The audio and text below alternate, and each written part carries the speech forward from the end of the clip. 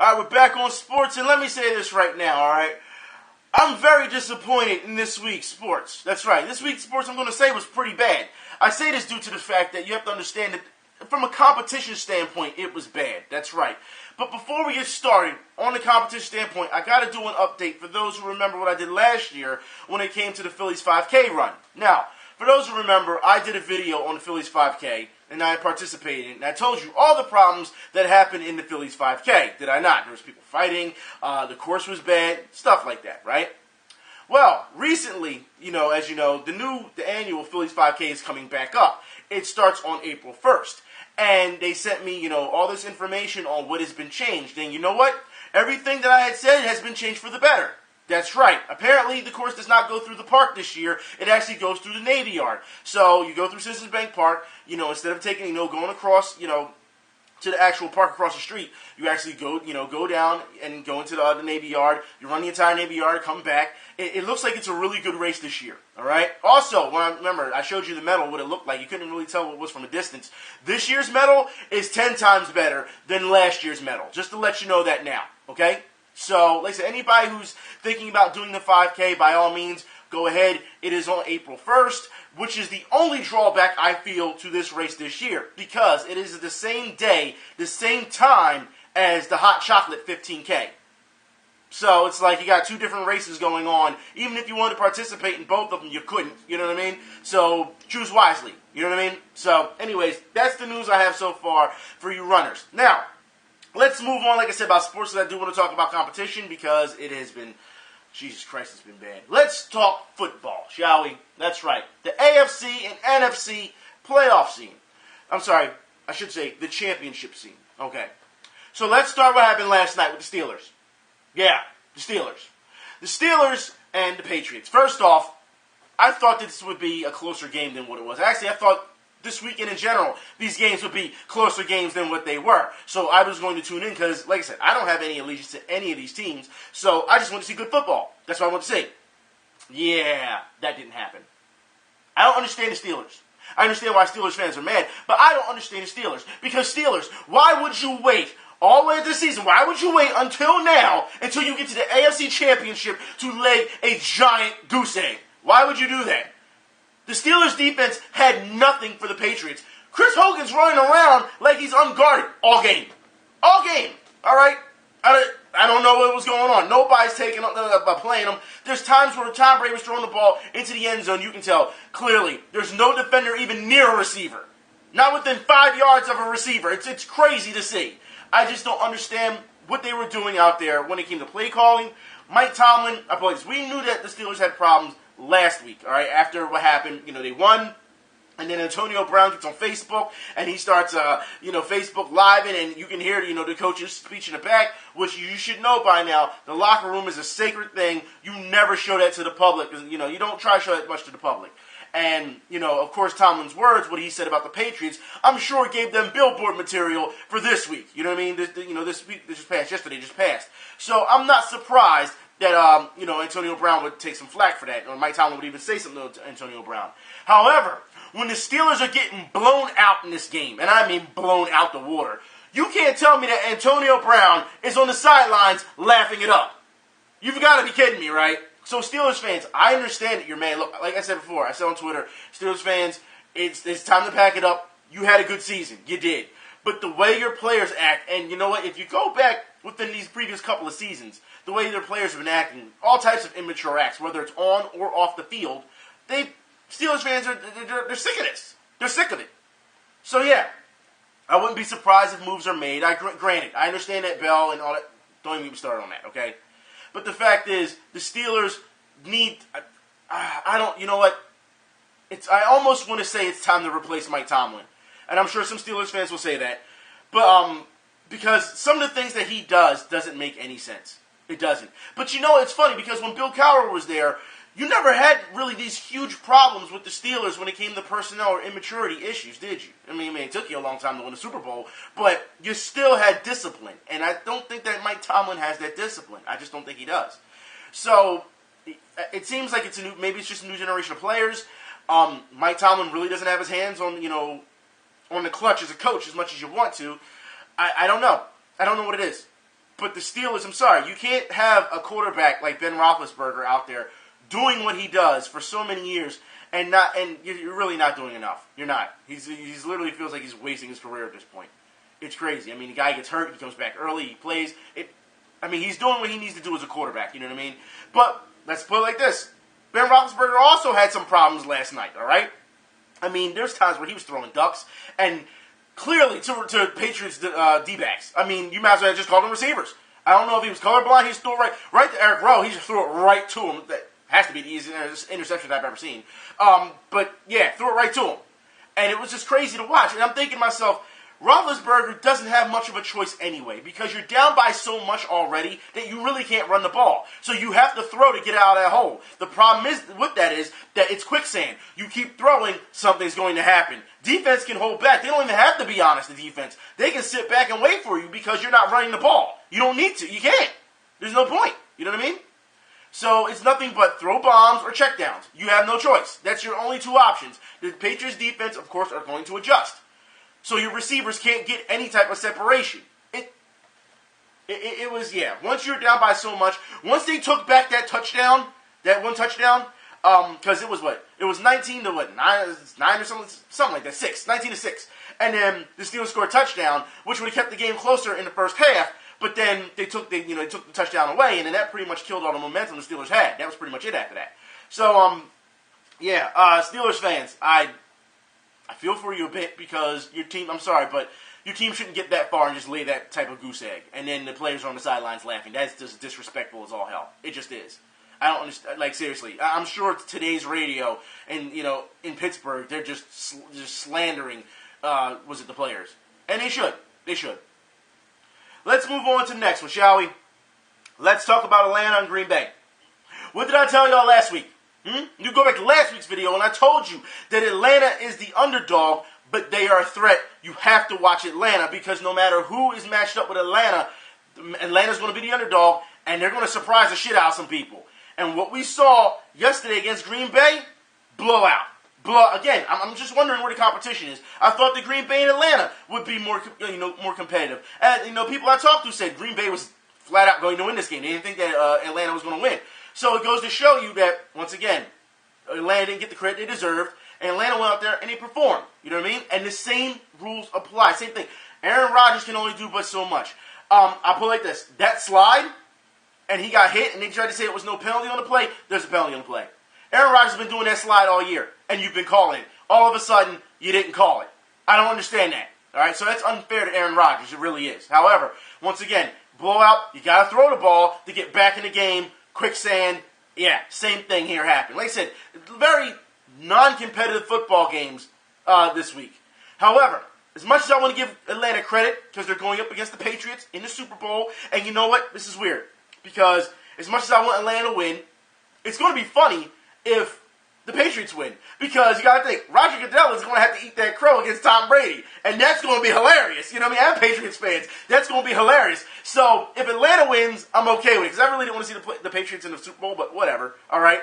And if the Patriots win, then we're just going to have to look forward to seeing what Roger Goodell is going to do. All that salt. So, it's a win-win for fans who aren't fans of either fan base. You know what I mean? The worst part about this Super Bowl, I will say this now. The worst part about the Super Bowl, my prediction, the commercials. That's right. And expect Lady Gaga to go off script. I'm just saying, for the Super Bowl halftime show. Expect her to go off script. I'm sure she's going to do something or say something politically that's going to piss a lot of people off because people only want to see football. I guarantee you it's going to happen. All right?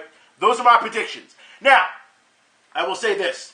Like I said, I want to give Atlanta credit for everything that they've done, to get to the Super Bowl because a lot of people, even people in Atlanta, didn't expect them to go this far. You know what I mean? And that's how you close out the Georgia Dome anyway, right? That's how you want to close it out. However, during this game, Griffin Force flop of the week. You've got to be kidding me, Atlanta, that you're up by this much, and this is how you're acting towards a quarterback touching you.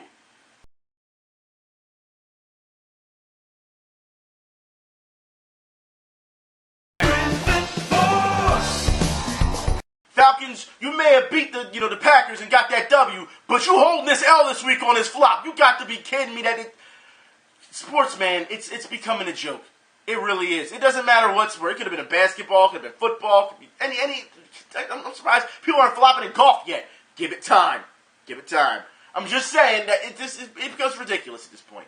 You've got to be kidding me that you're playing American football, which is one of the toughest sports in the world, all right? Because it's so high impact, and a quarterback does that and you fall on the ground. All right, whatever.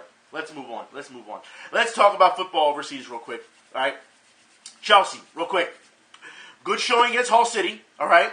Diego Costa went out there and scored, and you know what? I love the fact that how he celebrated, because exactly, all the talk that's been going on with Diego Costa, and no one, like I said before, last week I said, no one was talking about how Chelsea actually played, last week without Diego Costa, and when Diego Costa scored this week, he made it very well known to the media, shut the hell up, and I'm here to play, and that's all that matters. I love to see that. Chelsea played a good game. I felt as though they could have been more aggressive. I felt as though a couple of those shots really should have won it. It should have been a higher score than what it was. But you can't take anything away from Hull City due to the fact that they had 48% of the possession. So they did play their game, and they had their chances as well. So it's not like this was just a complete blowout, total domination. No. Chelsea went out there and played a good game. Hull City went out there and played an honest game. There's nothing wrong with that whatsoever. We're 8 points in the lead right now? Still a close race. It is, as far as I'm concerned. 8 points can be made up. I mean, let's be honest here. If teams lose one or two and the other team just keeps, consistently winning, you're back into it. So it's still a close race as far as I'm concerned. Manchester United, you're not even in the title race. So we see right past y'all. Fix y'all problems with Moreno, then we'll talk, okay? But, listen, we still waiting for April. We're going to play on April, all right? I'll play like this. The league so far has been really well. You know what I mean? It's been really fun. This weekend, EPL, I felt, was more addictive than the actual playoffs. I felt it was more competitive than the NFL, AFC and NFC championships. I just felt it was. So, yeah, as far as I'm concerned, that gets my nod this week. You know what I mean? Like I said, if I wanted to watch competition, that was the way to go about it this week.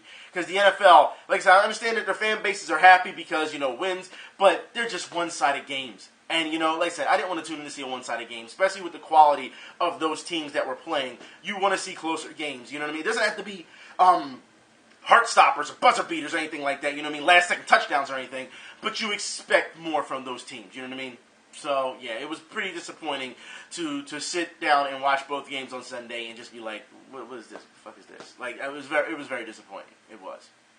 Speaking of disappointing, I guess we should move on to Sixers fans, right? Because I told y'all last week how this was going to go and how it should go. And a lot of you didn't believe that. And I'm not saying just here in video. I'm just saying in general when it comes to Sixers fans, because a lot of you had a lot to say to me on Twitter about not being a real Sixers fan. That's right. You had a lot to say to me about that. And I put you on ice on Twitter, all right? Because I just railroad you with facts and things that happened from the history of what's been going on with the process. Well, let's get started with this, shall we? Since you want to challenge me, and you guess what? You can hold those L's too, all right? But let's start with the history because, you know what? I told y'all last week that Joel Embiid shouldn't go to the All-Star game. And what happened when the news came out? Hell of a headline there, CBS. Are you going to tell me that the process didn't work for him? No! Let's put it like this, all right? The fact that they would bring this up and say that, that the voting process wasn't changed. Mind you, we talked about this a couple weeks ago, about the voting process, did we not? The voting process was changed because of stupid fans who decided to still write in ballots or even sign, put in Allen Iverson and T-Mac, even when they weren't even in the league anymore. They had to change the voting process because it made no sense. Okay? That's why. So now that they changed the voting process, now Embiid would have made the All-Star game if it wasn't for that. So that's what we're going to fall back on. That's what we're going to figure point now? Okay, let's get something straight. All right? Because we need to have this talk. I told y'all before that Joel Embiid should have not gone to the All-Star game due to the fact that he's still injured. Do you understand this? And after what happened last week, knowing that the Sixers franchise, all right, decided to bribe the media to get you fans to listen, that should have been it. You guys in the comment section said last week, after what you showed us last week, we expected you to say that you hate the Sixers. That's what you said. And when I read that comment, I said to myself, it's not that I hate the Sixers. I will always love the franchise. I've been watching it since I was a kid. You know what I mean? But I do hate the front office. I've hated the front office for almost a decade now because of the way they've done things. The one chance that we had to win against LA in the finals, Allen Iverson didn't have all the pieces he needed to win. No. And then after Allen Iverson departed, what happened? We were left with nothing. Billy King, the GM at the time, decided he was just going to give all these big, lucrative contracts to players who didn't deserve them, especially so early in their career. You can't tell me that Kyle Korver deserved $20, $30+ million during that time in his career. Willie Green was getting $20+ million for a point guard. They were just giving out contracts. But since they gave such lucrative contracts to players, remember, that's when Chris Webber came in. And what did Chris Webber tell you? If you want to get paid, you come to Philadelphia. You don't come to Philadelphia to win. That's what he said. So, as far as I'm concerned, and that was a motto from long ago, but remember, he made that very known. You have to understand, imagine Chris Webber was in the ladder of his career. He was on his way out. He wasn't even banging down in the paint like he was in Sacramento. No, this guy was just sitting around shooting mid-range jumpers when he came here to Philadelphia, for those who remember. Now, with that said, all right, you have to understand that I absolutely hate the front office. It is hard for me when I see that product on the floor. And I understand those players, hey, they're trying to get their numbers up. They're trying to do what they need to do. I mean, let's be honest here. If you're in the D-League and the Sixers call you up to the NBA, what are you going to do? You going to tell them no? No. You're going to go and you're going to go play in the big leagues. That's what you're going to do. That's what you strive to do. Regardless how bad you are, regardless how ill-prepared you are, regardless how ill-equipped you are, you're still going to go. Why? Because that's where you want to be. Right? Okay. So you can't get on the players but too much, even though, as we know, a lot of these players don't deserve to be in the league when it comes to that high level. We know that. We can see just the way they play. We've seen it for years, the way they played when they were losing. We've seen it, right? Okay, so we've seen it. Now, here's the thing. When fans tell me that I'm not a real Sixers fan because I don't like the bullshit that goes on with the front office, you know, all the dog and pony show bullshit that they've been pulling with you, you know, like I said, instead of going out there and getting real players, no, they go out and spend money on entertainment. Oh, we'll only spend a little bit of money on, and we just talked about not too long ago, did we not, with the Pal League. Like, don't even get me started on all this shit where the money is going when it comes to the Sixers as opposed to putting a quality product on the floor. All right? But, of course, you had these clowns last week who came out and was like, well, we got Embiid now, so it's all good. Embiid is still injured. It's not all good. His minutes are limited. If you keep throwing him out there time and time again, he's going to re-aggravate that injury, and then what happens if he's out for a season? Huh? What happens then? What happens then? You're going to be crying, you know, seriously, the sky is falling. You got to let this guy heal, and you're not letting him heal. You're not, okay? And that's the problem when we have these fair-ass fans, all right? Because that's what they are. They're fair-ass weather fans. And it's amazing because they admitted this when they came to me. You shouldn't call us bandwagons because we couldn't stomach all the losses from all the other years as opposed to now. Oh, well, you're only showing up when they win, right? So what do you think I'm going to call you? It's unreal that people will try and defend this shit. They will. They don't want to be looked at as bad fans, but they act like bad fans. Because like I said, if Joel Embiid is hurt, and we saw what happened in the Portland game. He left the game 3 different times. 3! All right, 3. Because of injury. Did he play against Atlanta? No. There's talks about he may not play the next game. Because he's hurt. He's injured. Don't y'all understand? But y'all want to send him to go do some extra shit. That's what y'all want to do. It makes no sense. I explained this to a T last week on why Sam Hinkie, why the Sixers front office, why the promotion, all this stuff I've explained to you. And yet you still give me this resistance as how dare you say something. Bruh, I've been doing this for 7 years. You understand that? 7 years. Who the fuck are you to come along and tell me I'm not the guy to say whatever I want? It has to be said YouTuber or said person on Twitter. Who the fuck are you? You're nobody in that type of power to make that decision. Okay? Especially when I've given you facts after facts, and I've shown you every fucking video. What did I show you? Proof, facts, links, everything. I've been keeping up on this. You can't tell me I haven't. And yet, for some reason, that all gets ignored. That all gets negated because I don't like the front office. Because I feel as though this farce of this illusion that we're going to win, and that's what it is. It's a fucking illusion. And I'm going to show you that today. You know what? I'm going to show you that. Because I told you last week that the media made fun of the Sixers, or was it the week before, when they won against the Knicks? No, that was last week. I told you the media. Now, here's video proof of the Sixers being laughed at by the media. That's right, because when they came back to beat Portland, all right, I want you to listen to how the media acts, all right, when this is done. And tell me again that people aren't laughing at the fucking franchise. If you can do it, as improbable as it may seem, the Philadelphia 76ers have now won 8 of their last 10 games. They've won 5 straight home games. They've won 3 straight overall. As we welcome you to Sixers Postgame Live, presented by Cure Auto Insurance. Go crazy. I mean, my goodness. It might not be the playoffs or anything, but who expected this at this point in the season or next season? How about that? D-line and Mark. I hope y'all heard that. We didn't expect it this season or next season. Look, you have journalists and an actual player right there on that panel sitting there and laughing about this. Do you understand? It's not the playoffs, but go crazy. Yeah, because this is the small little victories you only have. This is it. If you look at the entire body of work and you say, well, they're winning, it's a run. That's what basketball teams do. I keep forgetting that all these people who keep sitting here and saying, the Sixers are winning, they don't watch basketball, let alone play basketball. This is what you call a win streak. That's what it's called. I know you're not used to it, Sixers fans. I understand that, but that's what it is. Okay? And guess what? It was broken on Saturday. Why? Because Embiid didn't play. He didn't play, and guess what? Because he's injured, and Atlanta beat us. By what, 15? Something like that? So yeah, it goes to show you that even the media, this is why, last week when we talked about it, when the Sixers had to try and bribe the media because the media doesn't believe in it. But if you bribe them, then we can start talking all this stuff. If they lose, we can have this silver lining in every loss. They got to try and keep it positive because they don't want you to see the negatives and see how much bullshit has been going on with this process. That's all it is. And they're like, who'd have thought that this would happen this year? Next season, mind you, what did I say last week?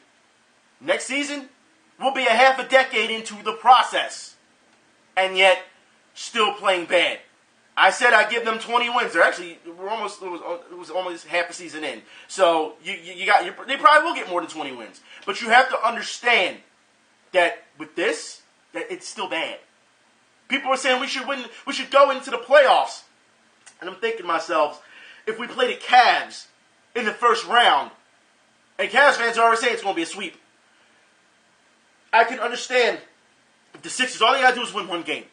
That's all you got to do. Or just the matchup in general. You're going to have Sixers fans and the paid media try to compare this to Allen Iverson's Sixers in the finals against L.A. I guarantee you that's what we're going to do, because that's the underdog. So they got to try and connect it. I guarantee you, I will put anything on it, they will do that if we make the playoffs. But understand really quickly that this is no reason, like the winning at this point, going into the playoffs, you should have listened to Knicks fans. What Knicks fans say, why would we want to get into the playoffs and then just get bopped, get dropped, get mopped? Why would we want to do that? Just keep losing and get the draft picks. That's why they can't get any better. You understand that? If you don't understand their process, which is completely different than ours, they have a reason to lose out for the rest of the season. All right? They have a reason because of the pieces that they need. I know a lot of people have been looking at the draft and saying, there's really not no quality guys in the draft that we should go after as the Sixers. We should simply just give away, try to get the pick for next season. Not the season coming up, but previous 2 seasons. The next 2 seasons. Do a deal with the next draft pick. Get something for it or something. You know what I mean? Because there's not going to be anybody who we really need. And you know what? If Sixers fans feel that way, that's their opinion. I'm not going to bag on you for that. You know what I mean? If that's how you feel. But you have to understand also that when they're talking all this, and mind you heard the media, right?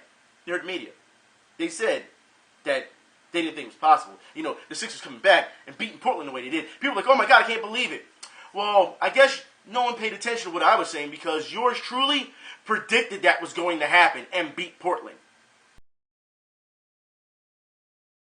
That's right, and what happened? We came back and beat him. When they brought Evan Turner back in the game in the fourth quarter, what does he do? Because, listen, if you've been watching Sixers basketball and following Evan Turner's bad play, then you knew exactly what he was all about. When he left, he went to the Pacers, he was horrible. When he went to Boston, he was horrible. Then he went to Portland, and they gave him $75 million, which is beyond me why they would give him $75 million.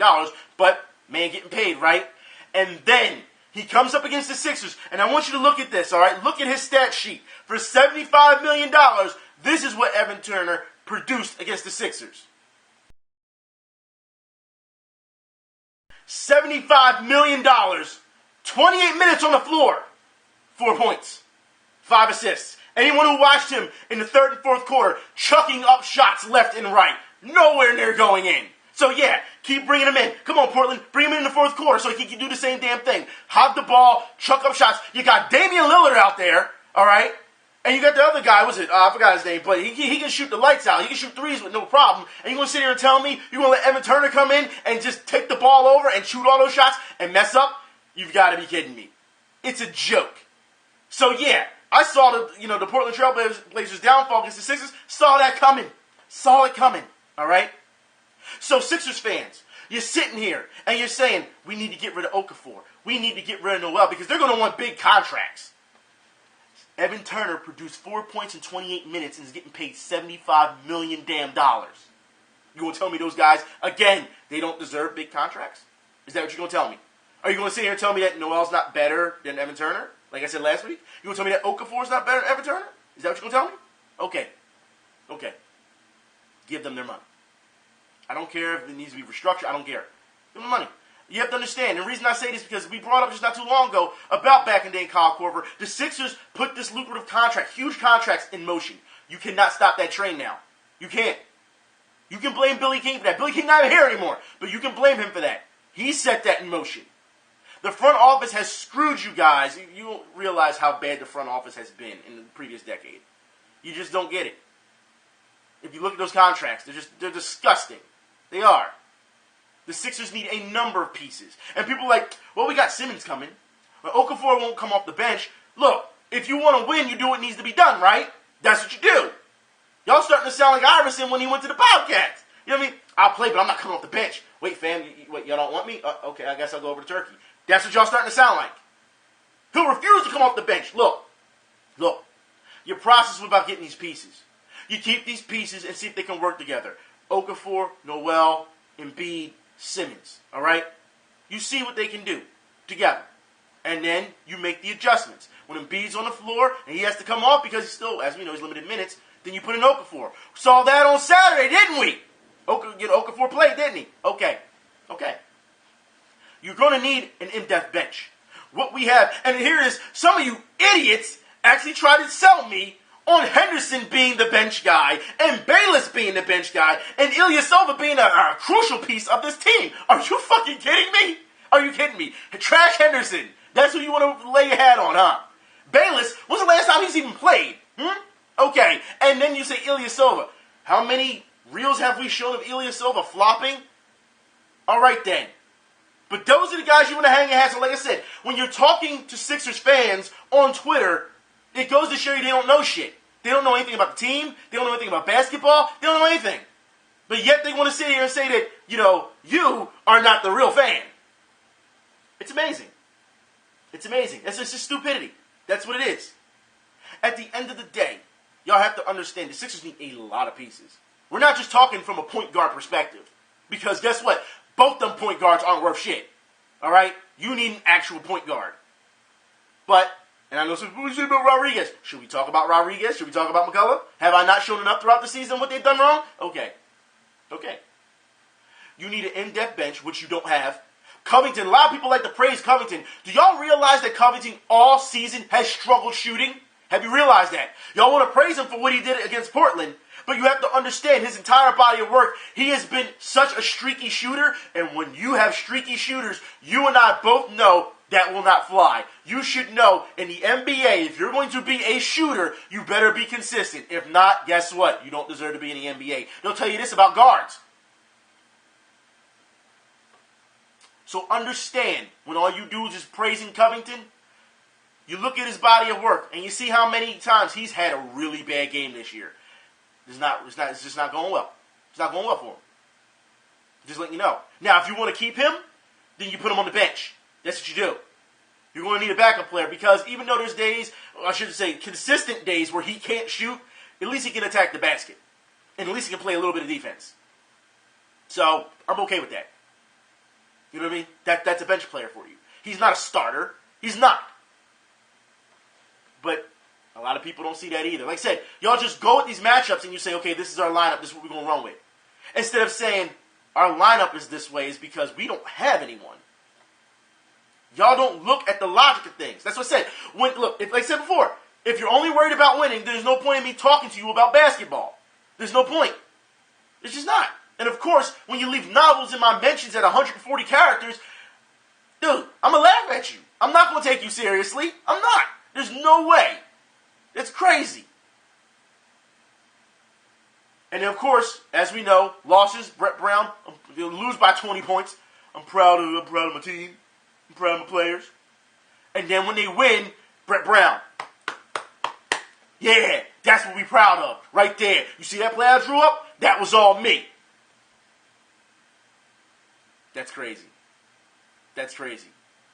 Brett Brown still has not got this coaching thing down. It's not about players executing or not. You can just tell by the way he does things, it's just not working. Like I said before, I do not expect him to see out this process.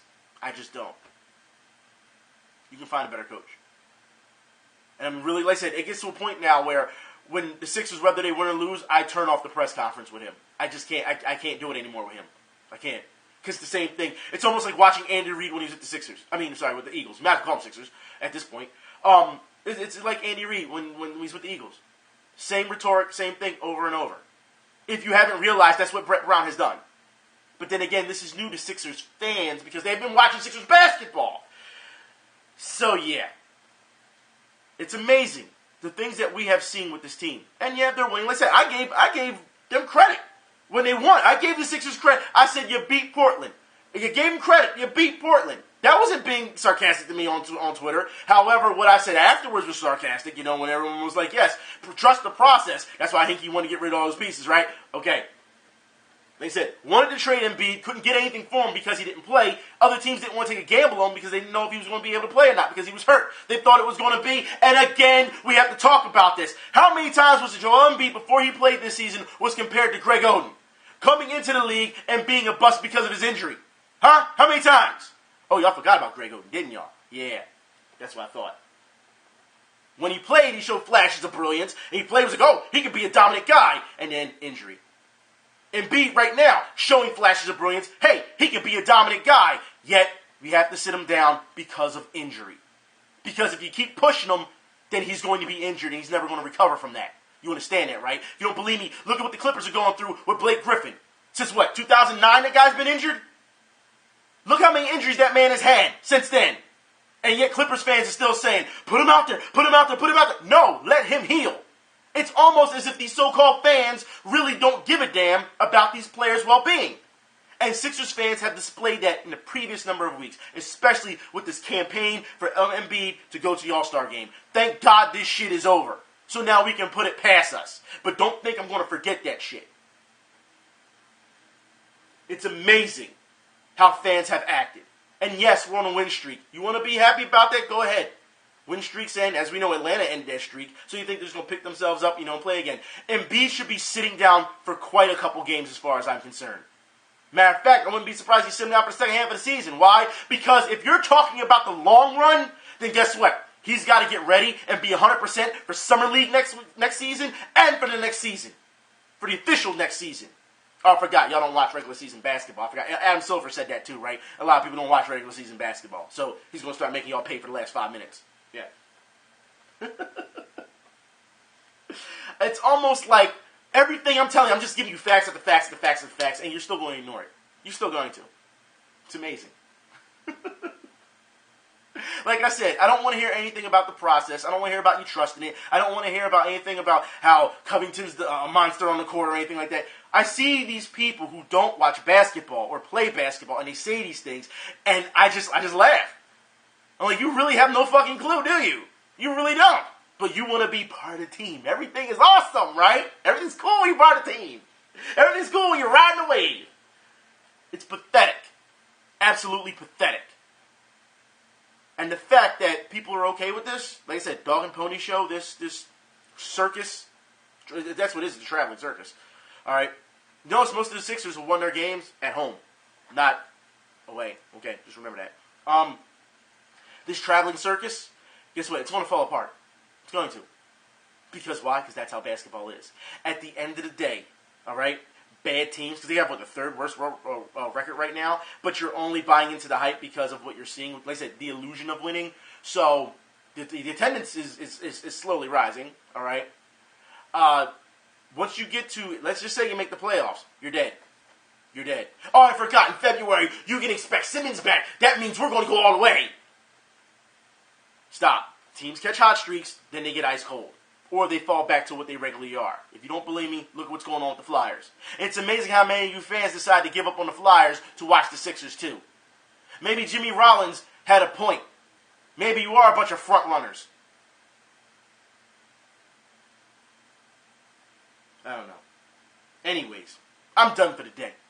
Because as far as I'm concerned, like I said, everything that's been going on with the Sixers is pathetic. If you don't know basketball, then how the hell are you supposed to find out what's going on? You're just going to root the team and just get hyped? Because if so, then that's just wasted energy. Use your brains for once. I forgot. Y'all don't like to do that shit either. Amazing. Anyways, I will talk to y'all later. Y'all be safe. And we'll see what happens if Embiid comes back. Because as far as I'm concerned, listen, he should sit down. He is injured. Remind you, key word, injured. Injured. You don't want to re-aggravate that. You'll lose him for longer than you think. All right? I'll talk to y'all later. Y'all be safe, man. Ridiculous. I'm out.